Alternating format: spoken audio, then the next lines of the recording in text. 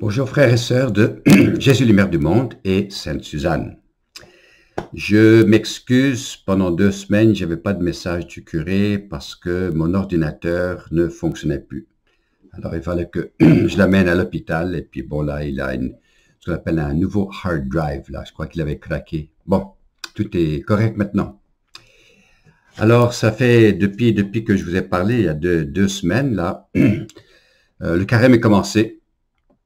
Le conflit en Ukraine s'est développé, la pandémie semble terminée, et puis pouf, on se retrouve dans un autre problème, presque plus sérieux. Et je voulais juste prendre quelques instants pour réfléchir avec vous sur ce temps du carême. En passant, j'ai été faire mon ski ce matin, mercredi matin, et j'ai vu un coyote. Je l'ai entendu d'abord. Oh, c'était fort. Je me dis, oh Seigneur, je m'en vais dans la forêt, est-ce que je vais me faire bouffer? Enfin, non, il était beau. Et gros, c'était un immense chien, là. Mais bon, je change de sujet, là. C'est le temps du carême. Et on pourrait dire que le carême, c'est un temps symbolique de la vie. Hein? Le but du carême, c'est Pâques. On se prépare à Pâques pour renouveler notre engagement au Christ. Mais c'est aussi une sorte de mini-expérience de la vie. La vie, c'est comme un carême en attendant la rencontre éternelle avec le Père du ciel. Alors, on peut dire que le temps du carême est un peu symbolique dans ce sens-là. Et le but, comme j'ai dit, c'est de se renouveler avec le Seigneur en vue du grand renouvellement lors de notre rencontre avec le Christ à la fin de nos jours. Alors, le carême nous rappelle, on pourrait dire, nous rappelle que la vie est une lutte. Hein? On pensait qu'avec la fin de la pandémie, on achève là, on s'est dit, ben maintenant on peut recommencer à vivre. Ouf! Et on se retrouve dans cette immense et absurde guerre en Ukraine et Russie, qui est violente et méchante. Je ne vais pas rentrer dans le détail de la chose, vous y connaissez plus autant que moi. Mais c'est pour nous rappeler que la vie, hein, on pourrait dire, bon, on aimerait bien éventuellement la paix continuelle. Mais la vie, c'est une lutte.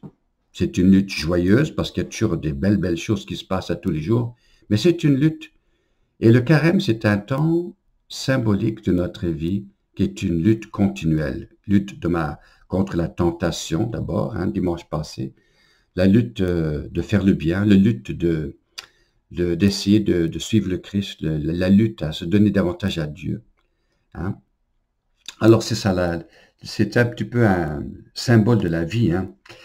Et les outils que l'Église nous propose durant le carême, qui sont les outils de la vie, comportent 3 qui sont beaucoup plus profonds qu'on le pense. Je vais vous les rappeler. La première chose, c'est le jeûne. Le jeûne, c'est quoi? C'est pas juste pas manger des biscuits ou des chocolats. Non, c'est pas ça. C'est pas ça. Le jeûne, c'est le détachement. Le détachement de quoi? C'est une intuition bouddhiste très, très forte, mais qui est chrétienne aussi. Le détachement. Détachement de quoi? Ben de tout, sauf Dieu. Hein? Éventuellement, on perdra tout. Alors, c'est cette capacité par le jeûne, par peut-être couper les activités que j'ai fait habituellement, peut-être un peu trop, qui coupent la vie de la sève en moi. Par exemple, si je passe beaucoup trop de temps sur le cellulaire ou beaucoup trop de temps sur l'Internet, ben, ce serait le temps de couper. Imagine 40 jours sans Internet, ça serait quelque chose, mais ça redonnerait la vie à votre âme, parce qu'on est tellement pris dans une sorte de prison, on ne réalise même pas. Alors, le jeûne, c'est le détachement, c'est de lâcher, c'est de couper des choses que je fais de façon habituelle pour que la vie rentre en moi. C'est comme si on pourrait dire qu'une artère était bloquée.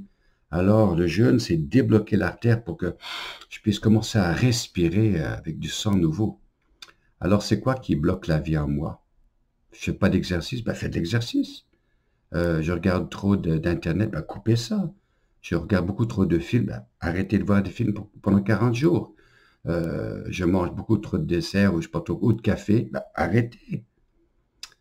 Alors d'abord, première chose, c'est détachement, jeûne, détachement. Hein? Deuxième chose, silence et intériorité, prière. C'est pas faire des prières, c'est vivre une vie contemplative, c'est-à-dire s'unir au Seigneur par le silence, la méditation, que je vive à partir du centre en moi, où habite la Trinité. C'est ça la prière, c'est vivre dans la présence de Dieu, c'est d'être conscient de sa présence à tout instant, et de vivre, de respirer cet oxygène de sa présence à tout instant. Alors, détachement, silence et intériorité. Et puis la troisième chose, ce qui est la clé de la joie, c'est d'être au service des autres. N'importe quoi. Est-ce que je peux faire quelque chose pour vous, madame? Est-ce que je peux être de service pour vous, monsieur? Qu'est-ce que je peux faire pour vous? C'est d'être au service. Petit geste, grand geste, c'est pas important. C'est d'être au service. C'est là que se trouve la joie.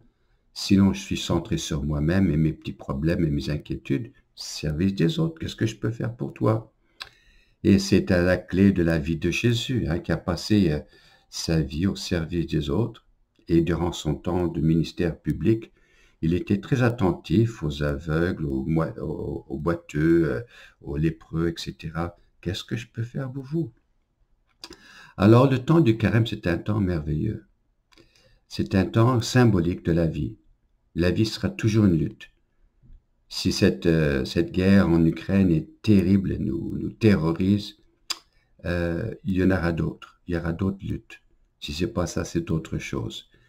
On ne sortira pas de la lutte tant qu'on ne sera pas à l'éternel Pâques de la vie éternelle avec Dieu.